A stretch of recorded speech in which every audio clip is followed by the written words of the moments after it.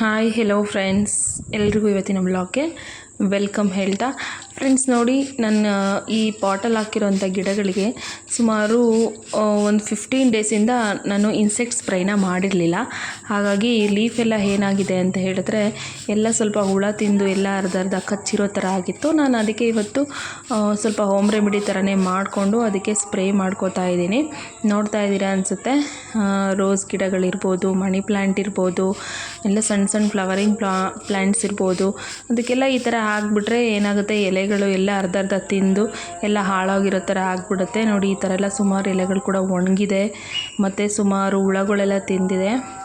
ಹಾಗಾಗಿ ಇವತ್ತು ಸ್ವಲ್ಪ ಫ್ರೀ ಮಾಡಿಕೊಂಡು ಗಿಡಗಳನ್ನ ಕೇರ್ ಮಾಡಬೇಕಂತಲೇ ಸ್ವಲ್ಪ ನನ್ನ ವರ್ಕ್ನೆಲ್ಲ ಸೈಡಿಗಿಟ್ಟು ಇವತ್ತು ಗಿಡಗಳ ಹತ್ರ ಬಂದಿದ್ದೀನಿ. ಈ ಕ್ಲೀನಿಂಗ್ ವರ್ಕ್ನ ಫಿನಿಷ್ ಮಾಡ್ಕೊಂಬಿಡೋಣ ಅಂತ ಹೇಳಿನೇ.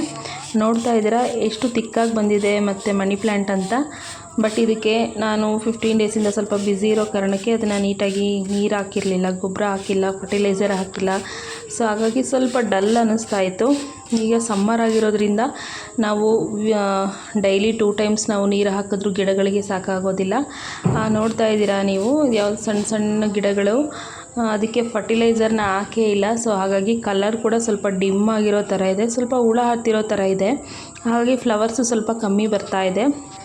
ಸೊ ಹಾಗಾಗಿ ನಾನಿವತ್ತು ಸ್ವಲ್ಪ ಇನ್ಸೆಕ್ಟ್ ಸ್ಪ್ರೇನ ಮಾಡ್ಕೋತಾ ಇದ್ದೀನಿ. ಇನ್ಸೆಕ್ಟ್ ಸ್ಪ್ರೇನ ಆರಾಮಾಗಿ ಮನೆಯಲ್ಲೇ ಮಾಡ್ಕೋಬೋದು. ಮನೇಲಿರುವಂಥ ಕೆಲವೊಂದು ಐಟಮ್ಸ್ನ ಯೂಸ್ ಮಾಡಿಕೊಂಡು ಈ ಸ್ಪ್ರೇನ ಪ್ರಿಪೇರ್ ಮಾಡ್ಕೊಂಡಿದ್ದೀನಿ.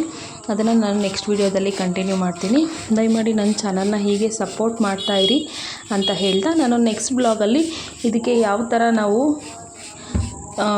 ಪ್ಲ್ಯಾಂಟ್ಸ್ನ ನಾವು ಯಾವ ಥರ ಕೇರ್ ಮಾಡಬೇಕು, ಯಾವ್ಯಾವ ಥರ ಫರ್ಟಿಲೈಸರ್ನ ಮನೆಯಲ್ಲೇ ಇರೋಂಥನ್ನ ಯೂಸ್ ಮಾಡಿಕೊಂಡು ಫರ್ಟಿಲೈಸರ್ನ ಪ್ರಿಪೇರ್ ಮಾಡ್ಬೋದು ಅಂತ ಹೇಳಿ ನಾನು ನೆಕ್ಸ್ಟ್ ವೀಡಿಯೋದಲ್ಲಿ ತಿಳಿಸ್ತೀನಿ.